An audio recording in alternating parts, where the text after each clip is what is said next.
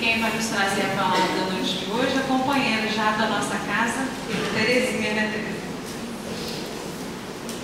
Que a paz de Jesus esteja com todos nós, que nós realmente nos situemos nesse ambiente, permitindo que os amigos espirituais nos tratem, nos atendam dentro das nossas necessidades.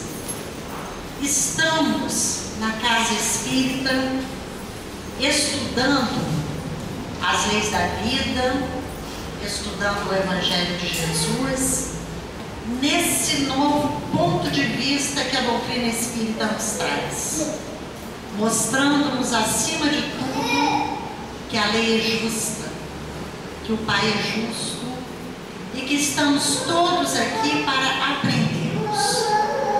O objetivo da encarnação é a evolução. Mas até hoje não conseguimos atingir o nível evolutivo que já deveríamos ter alcançado. Por que será que isso acontece? Intelectualmente, o nosso mundo está altamente desenvolvido. A área tecnológica, vários aspectos, medicina, informática, que é uma coisa muito recente, a engenharia, o relacionamento entre as pessoas, as várias teorias do relacionamento, mas continuamos sendo infelizes e infelicitando os outros. Allan Kardec, na introdução do Evangelho, ele nos diz que um dos objetivos do Evangelho segundo o Espiritismo é ser o nosso roteiro, é ser o nosso guia para a felicidade. Para isso, devemos estudá-lo com frequência, utilizando-nos sempre das demais obras da codificação para completar o nosso entendimento. E hoje nos foram dados 2 itens do capítulo 13, intitulado Não saiba a vossa mão esquerda o que dá à direita. Então temos 2 mãos, o nosso mesmo corpo, não do outro não, é o nosso. O bem que fizermos, até de nós mesmos, nós devemos ocultar, não devemos divulgar, nos sentirmos maiores por estarmos fazendo ou por termos feito. E o subitem fala da beneficência, né? Aquele bem, aquela ciência de fazer o bem, de já ser tão natural em nós que consigamos praticar. As 2 mensagens de que vamos falar essa noite são da autoria de Cáritas. Elas foram recebidas em 1861 em Lyon, mas sobre Cáritas tem muito pouca informação. Inclusive um livro muito interessante para os expoentes da codificação espírita, que traz pequenas biografias da maioria deles. Cáritas só diz, foi martirizado em Roma. E Cáritas, nós conhecemos a prece de Cáritas, e ela está aqui no Evangelho convidando-nos à caridade. E em cada uma das 2 mensagens, ela enfoca uma determinada questão ou várias questões da caridade. Então, na número 13, são a 13 e a 14.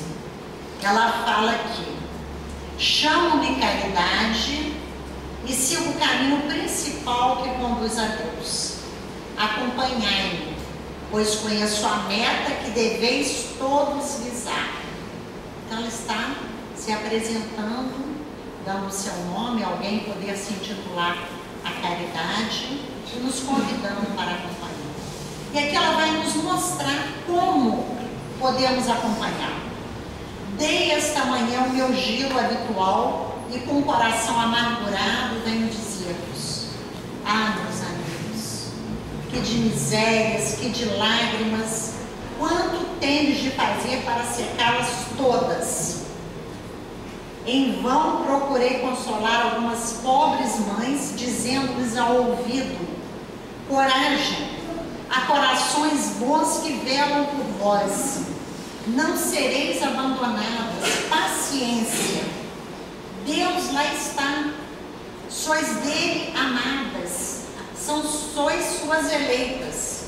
Elas pareciam ouvir, que a Cáritas, né, a caridade está falando como espírito, chega para aquelas mães infelizes, que é uma situação que para nós é conhecida.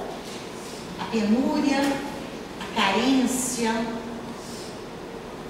a falta de tudo, a doença, a impotência muitas vezes dos pais em atender o básico aos seus filhos. Ela fala para nós que é tanta dor, tanta miséria a sanar. E aí ela, dando o seu giro, encontra essas mães e elas consolam. Você não tem fé? Deus olha por todos nós, tenha paciência, porque nós sabemos que a dificuldade pela qual passamos é necessária ao nosso crescimento. Precisamos, para evoluir, passar por provas ou expiações, ou simultaneamente provas e expiações, para nos melhorarmos, para aprendermos as lições que até hoje não conseguimos aprender. Mas ela continua aqui falando que a mãe, aquela pessoa super sofredora ali com o filho, ela entendia, ela sentia a sua vibração no espírito. No entanto, ela diz assim, elas pareciam ouvir-me e viravam para o meu lado os olhos arregalados de espanto. Eu lhes lia nos semblantes que seus corpos, tiranos do espírito, tinham fome, que se é certo que as minhas palavras as reconfortavam, os seus estômagos continuavam vazios. Por isso, muitas vezes, a necessidade de primeiro levarmos o alimento, primeiro socorrermos diretamente a fome, a carência, a dor, para em seguida levarmos a mensagem do Evangelho.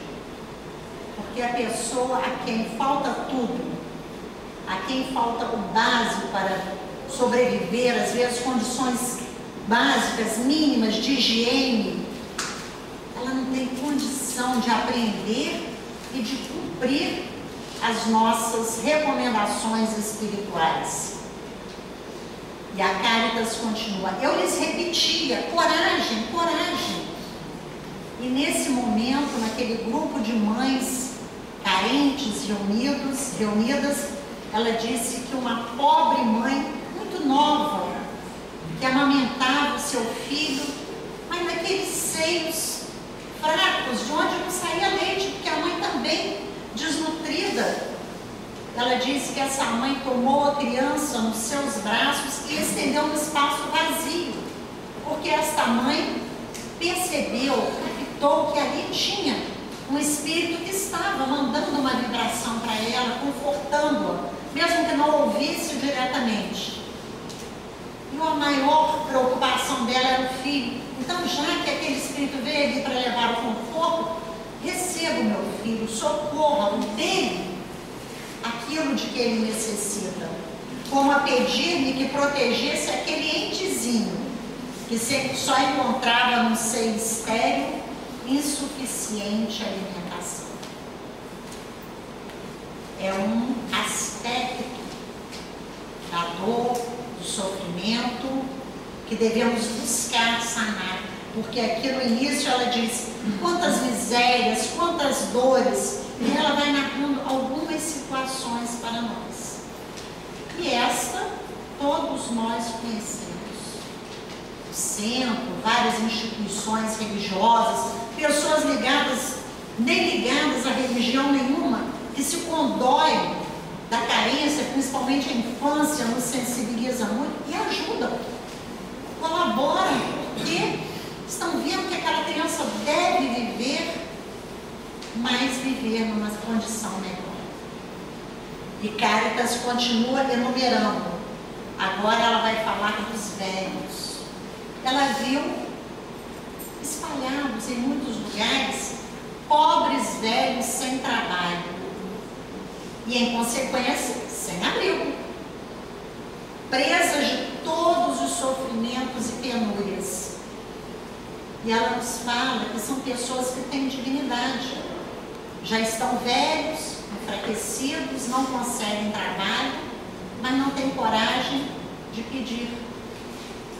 Estão ali passando aquele sofrimento desesperador. Diz assim, eles que nunca mendigaram, não têm coragem de implorar a piedade dos que passam.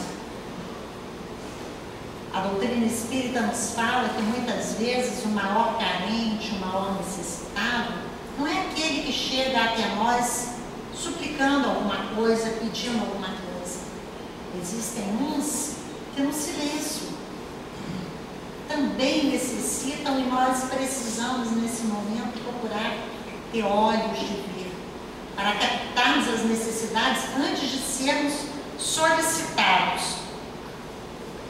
E ela nos fala que ela se fez mendiga por eles e vai a toda parte estimular em nós a beneficência, a solidariedade, a compaixão, para que essas pessoas sejam atendidas. Essa questão dos velhos, eu fui ver alguma coisa no Livro dos Espíritos. Primeiro, os velhos sem trabalho, né? A lei do trabalho é uma das leis morais. A terceira parte do Livro dos Espíritos, Kardec intitulou das leis morais. E uma delas é a lei do trabalho. Precisamos do trabalho para o nosso sustento e para desenvolver a nossa inteligência. Mas a pessoa, depois de trabalhar muito a sua vida inteira, ela pode chegar a um determinado ponto que não tem mais condição de fazer. E Kardec previu, conhecendo essa condição, essa situação, ele quis colocar no Livro dos Espíritos para a nossa reflexão.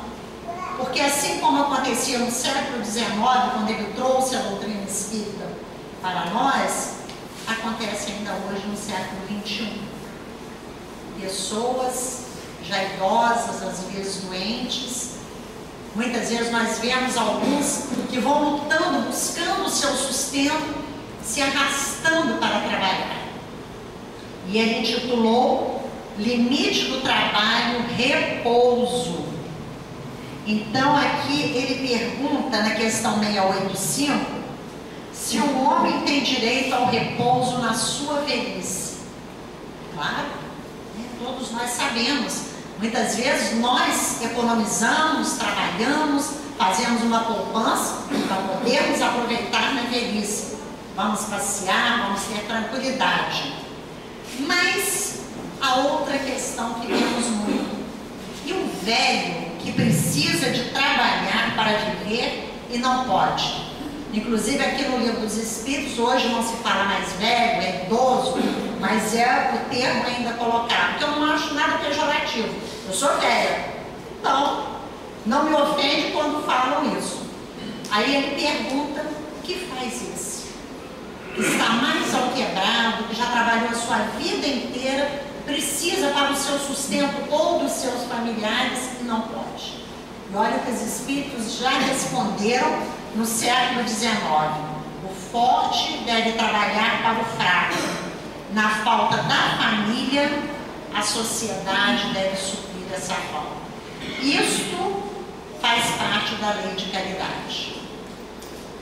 Hoje já estamos vendo as leis, inclusive, pelo que é divulgado, ser acionada a justiça para que o familiar cuide do seu idoso que está sem atenção, sem cuidados.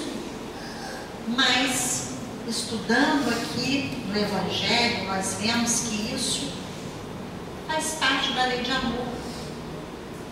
Mesmo que em muitas ocasiões nós digamos assim, meu pai foi péssimo para mim, foi um péssimo pai, não me deu nada quando eu era novo, eu agora vou cuidar dele, ele merece sofrer, mas ele nos deu a vida. Devemos nos lembrar disso. Às vezes, aquele nosso ente próximo, que falhou conosco, ele também era um ignorante. Ele não sabia como agir melhor, ele não recebeu da vida. Mas nós que já sabemos, podemos fazer melhor. Então, fazermos a nossa parte. Não deixarmos que aqueles que são do nosso conhecimento, que nos cercam, que estão carentes, passem necessidades maiores. Que os ajudemos. Nem sempre a ajuda material, porque muitas vezes a pessoa não pode dar ajuda material. Mas aquela ajuda espiritual, o conforto, ser prestativo, ser solidário, estar presente em todos os momentos, isto é a caridade. Mas ela continua nessa mensagem 13 ainda. Jesus não falou tudo o que se refere à caridade, ao amor, porque ele falou amar a Deus sobre todas as coisas e ao próximo como a si mesmo, não precisa de mais nada. Todos os livros, tudo que nós falamos aqui, não teria necessidade, mas nós ainda não conseguimos colocar em prática esses ensinamentos. Não conseguimos ainda ver o Evangelho de Jesus como um roteiro de vida para nós. Às vezes assim, não, na casa religiosa, na igreja, no centro, tudo bem. Falamos palavras bonitas, recebemos mensagens maravilhosas, mas como aplicar isso no dia a dia? Como na minha vida profissional eu vou colocar essa tolerância, essa boa vontade em prática? Eu serei esmagado. Muito pelo contrário. É isso que estamos precisando consolidar em nós. A tolerância e a boa vontade, elas estão de acordo com a competência, com o rigor, com a disciplina do trabalho, do ganha-pão nosso diário. É só termos o bom senso e o equilíbrio de sabermos conciliar as coisas. Ela diz aqui que nós desprezamos o Evangelho porque achamos que ele é apenas cheio de palavras ocas. Homens fortes, acalmai-vos. Homens fracos, fazei da vossa brandura, da vossa fé, as vossas armas. Sede mais persuasivos, mais constantes na propagação da nova doutrina. Ela diz que só vem nos encorajar a prática do bem, para nos estimular a sairmos do nosso egoísmo, do nosso mundo pequeno e olharmos a carência, a necessidade à nossa volta. Carência e necessidade muitas vezes silenciosas, que não são de coisas materiais, porque às vezes nós temos preconceitos, nós vemos uma pessoa que está numa boa posição social, você já se fala, não precisa de nada lá, tem tudo na vida. Aprendemos também no Livro dos Espíritos que Deus deu a uns a prova da riqueza e a outros a da miséria. Como podemos conhecer o que vai no íntimo das pessoas? Como podemos saber as lutas que cada um passa? Então somos todos merecedores e carecentes da boa vontade, da tolerância e da compaixão uns dos outros. A caridade é a virtude fundamental sobre a qual há de repousar todas as virtudes terrenas. Ao aprendermos a desenvolver a caridade, que é o amor em movimento, estaremos automaticamente praticando as outras. Deixaremos de ser orgulhosos, egoístas e nos tornaremos bons cristãos. E aqui ela continua, tem muitas outras passagens, e ela fala que ela apenas, diz assim, a caridade em todos os mundos é a eterna âncora de salvação. É a mais pura emanação do próprio Criador. Então, é o sopro de Deus, é a energia de Deus a nos envolver. Inclusive, a caridade dele de nos possibilitar a vida. De termos os pais, os familiares que necessitamos para evoluir e que ela nos convida a praticarmos esta caridade. Ela diz que vê mães de família, senhoras reunidas para fazerem trabalhos que vão beneficiar os pobres, os carentes, e que essas pessoas recebem a assistência dos espíritos dela, inclusive, para que esse trabalho continue sendo feito. Não vos digo, outra coisa muito importante, não vos digo o que deveis fazer. Ela chegou, apresentou as situações, falou da mãe, das mães com os filhos, os velhos que não podem trabalhar. Então, tocou o nosso coração, mas ela nos diz que nos deixa a iniciativa. Porque se os espíritos chegam e nos dizem, olha, as pessoas estão sofrendo, você tem que fazer isso, você tem que fazer aquilo. Onde está o nosso livre-arbítrio? Onde está a nossa transformação?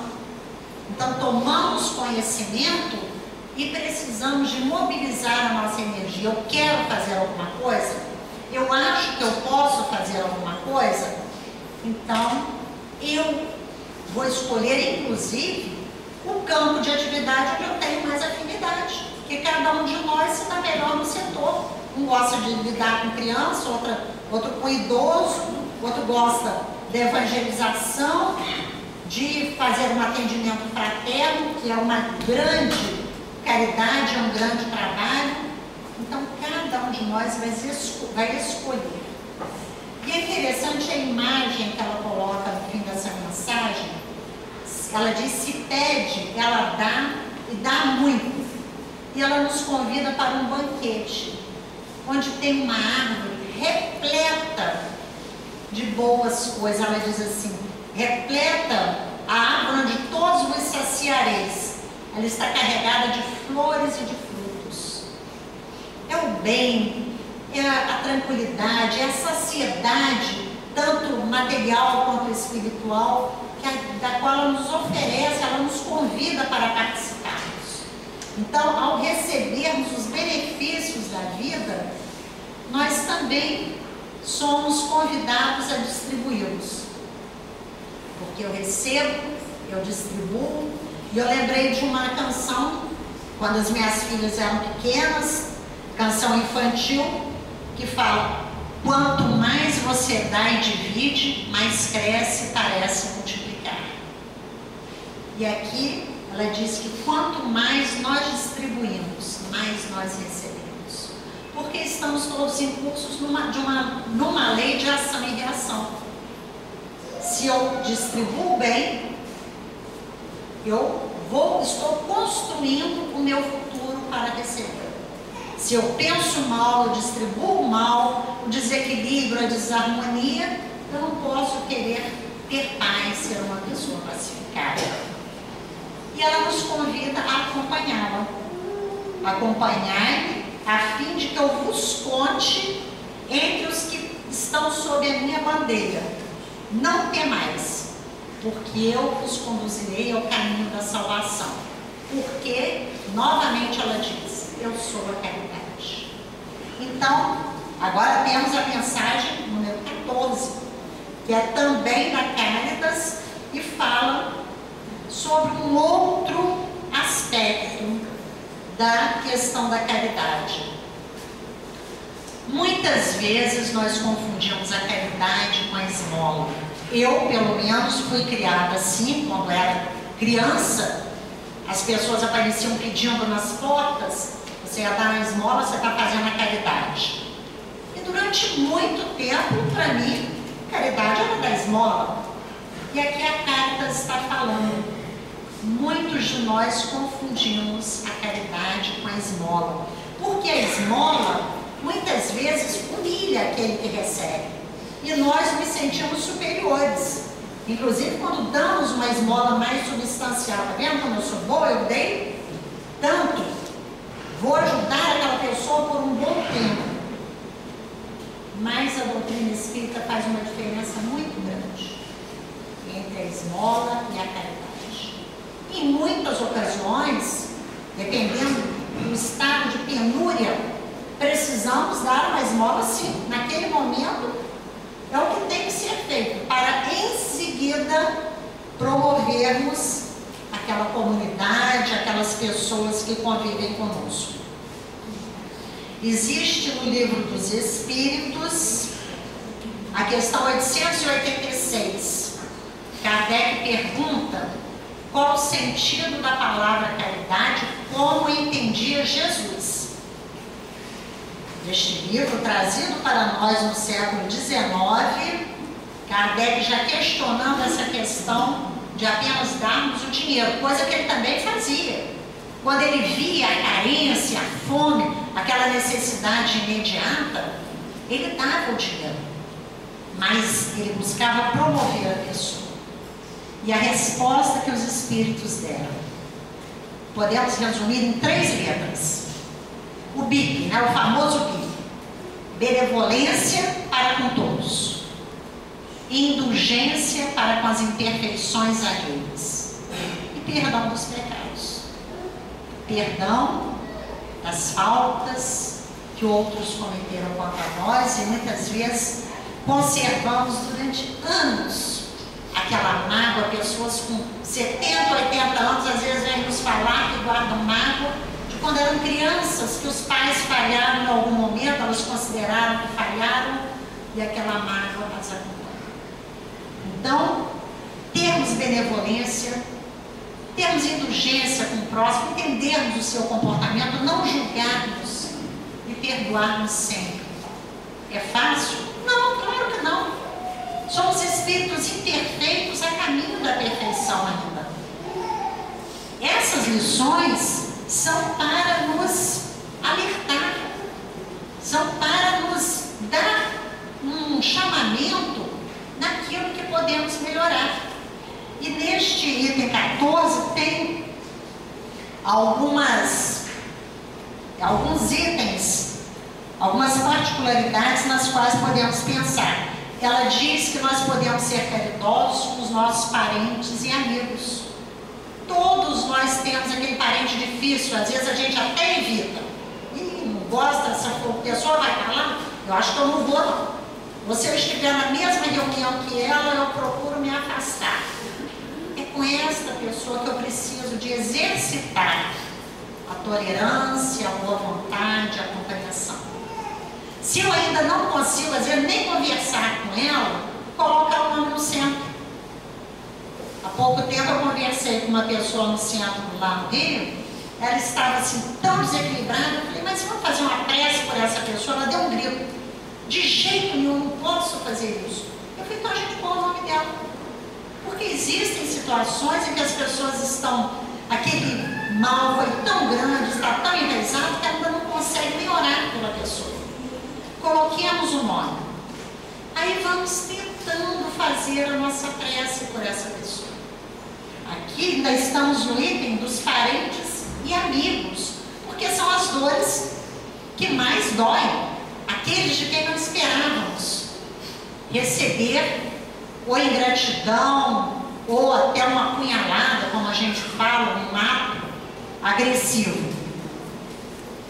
Mas Cáritas também fala que nós espíritas podemos exercer a caridade respeitando a crença e a religião dos outros. Pessoas com outra posição que vêm muitas vezes nos confrontar, que estamos em equívoco, que às vezes são até agressivas, vamos entender que naquele momento aquela pessoa não tem condição de entender o nosso ponto de vista. E como diz Kardec no que é o Espiritismo, não perdermos tempo com discussão estéril. Se nós sabemos que a pessoa está ali apenas para estabelecer uma discussão, olha, eu não tenho que te responder, você pensa assim, então você está certa, você está com sua crença, eu estou com a minha, porque existem situações que não temos como discutir, mas respeitarmos, porque os Espíritos disseram que toda crença sincera é legítima, é válida. Podemos exercer a caridade respeitando a crença do outro. A caridade para com os pobres, de preferência, ao invés de doarmos a esmola, tentarmos fazer com que ele nos preste um pequeno serviço para podermos remunerar. Porque a remuneração dá muito mais dignidade. A falta do trabalho, ou a pessoa simplesmente só receber, isso dói muito. Então vamos procurar que essa nossa esmola, essa nossa ajuda se converta em trabalho, para que a pessoa mantenha a sua dignidade e se sinta mais fortalecida para continuar a sua trajetória. E nós também, quando estamos praticando este ato de solidariedade, pensando no próximo, as pessoas que fazem enxoval, que visitam os asilos, fazem evangelização, são tantas as tarefas realizadas, recebemos do mundo espiritual mensagens encorajadoras, mensagens que inclusive nos orientam para que o nosso trabalho seja feito com eficácia, porque até para fazermos o bem, precisamos ter a disciplina para que ele seja eficaz, para que ao invés dele ajudar, para que ele não acomode a pessoa, não desvirtue a pessoa do seu caminho. O bem feito é a melhor coisa. E tudo isso é o equilíbrio. Mas aqui na mensagem, a Cáritas ainda fala, quando ela diz que um grupo de mulheres, quando se reúne para fazer os trabalhos, que os homens na sociedade de Paris também colaboravam. Eles não sabiam fazer os trabalhos manuais, mas eles liam páginas edificantes, páginas esclarecedoras, fortalecendo-as ali para as suas tarefas. Ela fala que Deus, em muitas ocasiões, ela diz que quando aqui ela está se referindo a essas mães, aos pobres que não têm como enfrentar o frio ou o calor excessivo, mas eu lembrei de nós. Existem momentos em que a dor, o sofrimento está tão grande, nós temos, às vezes, uma dificuldade atrás da outra. Você falar desgraça, pouco é besteira, e realmente existem momentos em que acontecem muitas coisas que nos desequilibram. E ela diz aqui, quando sofremos, quantas vezes nós falamos, Deus não é justo, por que Ele faz isso? Não entendemos ainda o que é a lei de Deus. Estamos imersos no amor de Deus. O nosso sofrimento é aquele necessário para o nosso aprendizado. Como sempre damos o exemplo, a pessoa que come demais e passa mal, ela foi castigada? Ou foi a consequência da sua intemperança? Então Deus é justo. Esse passar mal é um auxílio para que reflitamos sobre o que fizemos e o que precisamos fazer. Os vossos lamentos se mudarão em bênçãos, dado que no coração dos infelizes o amor acompanha de bem perto o ódio.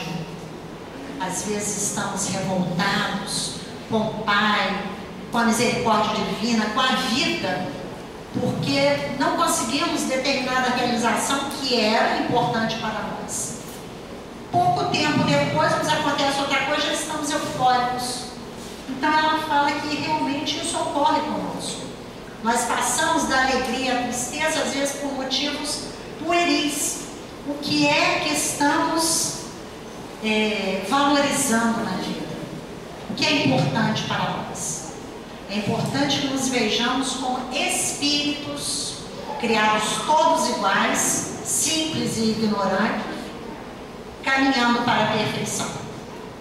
Todos nós seremos espíritos puros. Deus. Isso é inquestionável. No momento, estamos em dificuldades na nossa caminhada evolutiva. Nossa dificuldade de relacionamento, a nossa dificuldade de entender quando estamos sofrendo que é a justiça de Deus. Entendermos que Deus não nos castiga, Ele nos dá oportunidades. Mas para aproveitar bem delas, devemos passar pelas experiências doídas com resignação. Não aquela resignação passiva. Como é que você está? Estou sofrendo, que é o horror. Eu estou como Deus quer. Deus não quer que eu sofra. Deus quer que eu passe por essas dificuldades lutando, batalhando. E quantos exemplos nós temos de pessoas que nós vamos às vezes visitar no asilo, no orfanato, no leprosário, e chegamos lá, vamos levar a nossa caridade, vamos levar o nosso conforto e ficamos envergonhados, porque somos nós que recebemos a missão.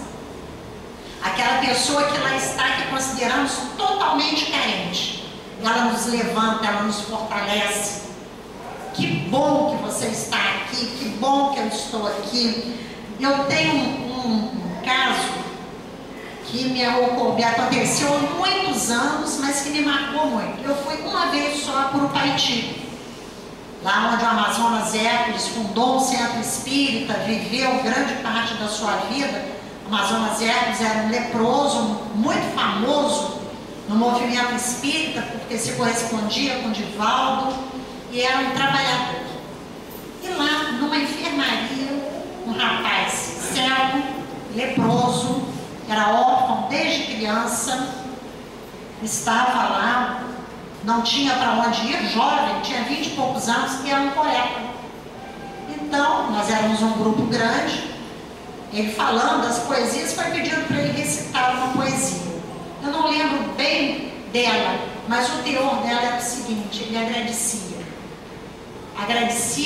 a mãe que lhe deu a vida, que morreu tão cedo.